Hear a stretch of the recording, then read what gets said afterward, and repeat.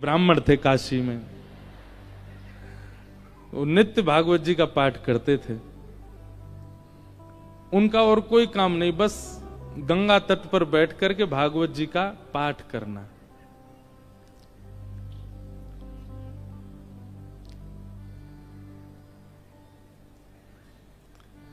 धीमे धीमे उनकी आयु बढ़ने लगी। एक दिन परिवार के सब लोगों ने कहा, भैया ये कोई इनका काम धंधा शुरू करा दो, पूरे दिन पाठ करते रहते हैं भागवत जी का। और पाठ भी किसी व्यक्ति के लिए नहीं, अगर कोई उनको दक्षिणा भी देता था कि पंडित जी हमारे यहां पाठ कर दो, तो उसके यहां पाठ करते थे, वो उसका पाठ, फिर उसके बाद अपना पाठ अलग करते, अपने लिए करते थे। उसके पीछे उनकी कोई कामना नहीं थी, निष्काम भाव से करते थे। नित्य पाठ करते। तो एक दिन घर के लोगों ने सबने कहा कि इनका ब्याह कर दो, ये करते धरते तो कुछ है नहीं, पूरे दिन पाठ में ही लगे रहते हैं, इनका ब्याह कर दो, पत्नी घर आएगी, अकल ठिकाने आ जाएगी। और सब घर के लोगों ने वो ब्राह्मण देवता का ब्याह कर दिया। पत्नी आ गई।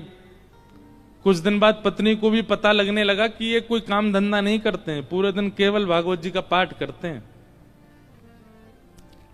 बहुत प्रयास किया, लेकिन उसके बाद वो भी हार गई कि ये करेंगे नहीं, कहीं काम नहीं कर सकते, ये तो भागवत जी में ही लगे रहेंगे। तो आपत्तिकालीन गृहिणी परीक्षा, हमारे शास्त्र आज्ञा करते हैं कि घर में आई हुई आपत्ति के समय घर की गृहिणी की परीक्षा होती है।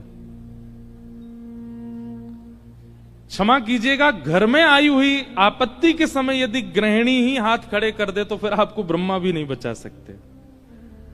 लेकिन घर में यदि कोई आपत्ति आ जाए और घर की नारी, घर की गृहिणी यदि वो अपना बल साध ले, वो ना टूटे, वो ना विचलित हो, चिंता मत कीजिएगा, आप उस संकट के सागर से निकल जाओगे। ये वेद प्रमाण है, ये शास्त्र प्रमाण बात है। इसलिए माताएं बहनों को एक बात हम कहें कि पति के ऊपर, बच्चों के ऊपर, परिवार के ऊपर कितने भी संकट आए, बाकी समय आप भले कितने भी आंसू बहाओ, लेकिन घर में आए हुए संकट के समय आप बस थोड़ा सा मजबूत हो जाइए, आपकी मजबूती से पूरा घर संभल जाएगा। आपत्तिकालीन गृहिणी परीक्षा।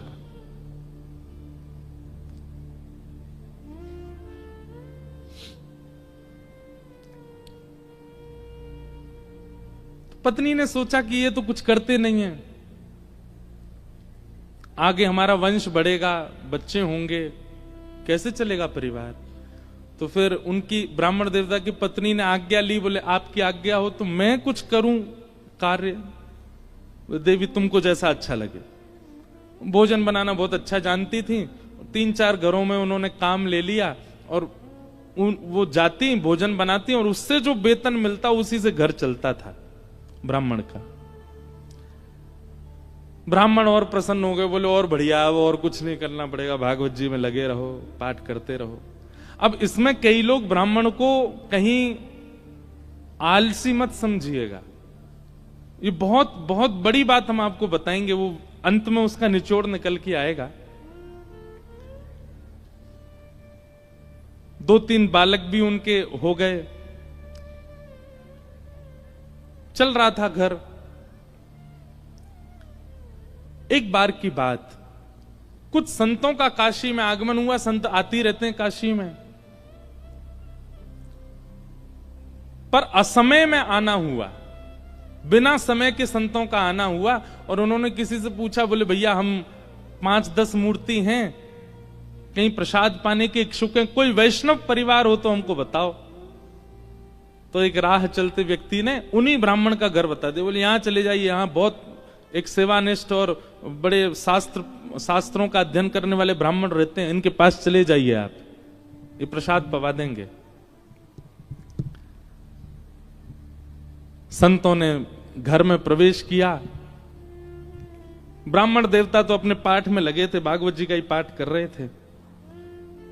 और उनकी पत्नी बच्चों को, पति को स्वयं प्रसाद आदि पाकर के सारे बर्तन मांज करके उसने रखे ही थे। उसी समय संतों का आना हुआ और संतों ने आगे कहा, आओ बिटिया, हम 10 मूर्ति हैं, हम लोग अयोध्या से प्रयागराज जा रहे हैं, काशी बीच में पड़ा, किसी ने बताया आपका घर वैष्णव का है, बड़ी जोर की भूख लगी, ठाकुर जी को प्रसाद पवाओ और प्रसाद पवा के हम लोगों को प्रसाद बांट दो। ब्राह्मणी बेचारी बड़ी प्रसन्न हो गई कि मेरे घर आज संत पधारे हैं प्रसाद पाने। तुरंत उसने जाकर के रसोई घर में सामग्रियां देखी। सामग्री इतनी थी नहीं कि उन सबको पवाया जा सके। दौड़ी दौड़ी अपने कक्ष में गई, जाकर के अपने जो उसका धन वो कमाती थी उसको जाकर के देखा कि जाऊं लेकर के आऊं, तो वह भी इतना नहीं था कि उन 10 महापुरुषों की सेवा हो सके। और ब्राह्मण का एक स्वभाव है कि और अगर ये स्वभाव किसी ब्राह्मण में नहीं है तो वो ध्यान से सुने, ये ब्राह्मण का स्वभाव होना चाहिए। ब्राह्मण दान मिले तो लेने का अधिकारी होता है, पर मांगने का अधिकारी नहीं है। मांगे ना, ब्राह्मण का स्वाभिमान है, वो मांगता नहीं है और मांगना चाहिए भी नहीं। अब वो कभी रसोई में जाए, कभी कक्ष में जाए, कभी एकांत में बैठ के सोचे मैं क्या करूं, संत पधारे हैं घर पर, कैसे प्रसाद पवाऊं, क्या व्यवस्था करूं, कुछ लाऊं, कभी ऊपर कुछ ढूंढे, कुछ मिल जाए, कुछ भुजिया मिले, नमकीन मिले, कुछ तो मिले, कुछ तो दूं, पर कोई व्यवस्था नहीं बन पाई। बार बार उसको यहां से वहां घूमते देख संत समझ गए कि हम गलत समय पे आ गए हैं। मुखमंडल बता देता है कई बार, और वे सब संत अपने अपने आसन लेके उठ गए, चिमटा कमंडल लेकर के, बिटिया सुनो सुनो सुनो सुनो, हमको ना प्रयाग पहुंचना है, विलंब हो रहा है, फिर आएंगे, अपना ही घर है, क्या दिक्कत है, तुम आराम करो, हाँ हम जाते हैं। और उस ब्राह्मणी के मन में वही आ रहा था, जब ये कक्ष मेरे घर में घुसे, इन्होंने घुसते ही क्या कहा था कि हम बहुत भूखे हैं, ठाकुर जी को भोग लगा के प्रसाद पवा, और ये भूखे ही जा रहे हैं और मैं कुछ नहीं कर पा रही। नेत्र सजल हो गए उसके, अत्यंत पीड़ा में आ गई। आज तक तो अपने पति से कुछ कहा नहीं था, पर आज कक्ष में प्रवेश करके ताम्रवर्ण आंखों का हो रहा था और बस चिल्लाने लगी, बोले तुमसे ब्याह किया मैंने, आपने जैसे चाहा वैसे रही मैं, आप नहीं करते कुछ तो घर घर जाके प्रसाद बना करके घर चलाती हूं मैं भूखी रह जाऊं, बच्चे भूखे रहें, आप भी भूखे रह जाते हैं तो भी इतनी पीड़ा मुझको नहीं होती है। पर आज संत पधारे थे हमारे यहां, महापुरुष पधारे थे हमारे यहां, कल्पवासी महात्मा आए थे हमारे यहां। वो अभागा दुर्भाग्यशाली घर है जहां से संत भूखे चले जाते हैं, निराश चले जाते हैं, और आप पूरे दिन ये भागवत जी में लगे रहते हो। अगर ये भागवत कृष्ण हैं, अगर ये भागवत नारायण हैं, अगर ये भागवत साक्षात भगवान हैं, तो इन भागवत जी से कम इतनी उम्मीद तो हम रख सकते थे कि हमारे घर से संत भूखे नहीं जाते। क्या दिया भागवत जी ने हमें?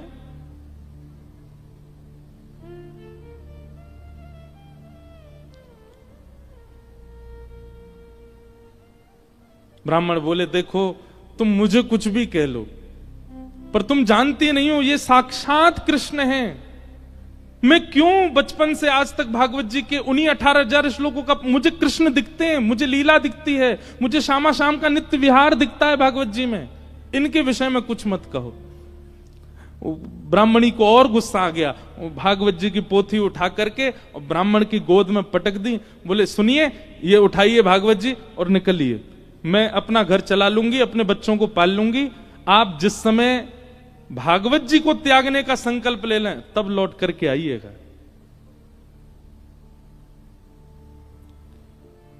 ब्राह्मण के नेत्र सजल हो गए, हृदय से लगा लिया भागवत जी को, निकल पड़े, घर से निकल गए और गंगा जी के तट पर जाकर के खूब रोए, खूब रुदन किया। हे भागवत महापुराण, हे साक्षात शब्द में कृष्ण, मेरी अभागा पत्नी है, वो आपके रूप स्वरूप को भी पहचानती नहीं है। पर हे करुणा निधान, आप कृपा करो। मैं कहूंगा भी तो भी वो अध्ययन नहीं करेगी, तो भी वो मुझसे कभी कथा नहीं सुनेगी, पर आप कृपा कीजिए और मेरी गृहिणी को अपने रूप का दर्शन करा दीजिए।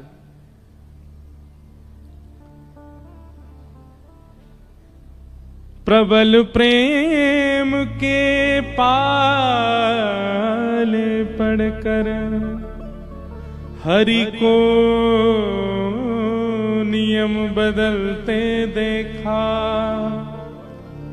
अपना मान टले टल जाए, पर भक्त का मान न टलते देखा।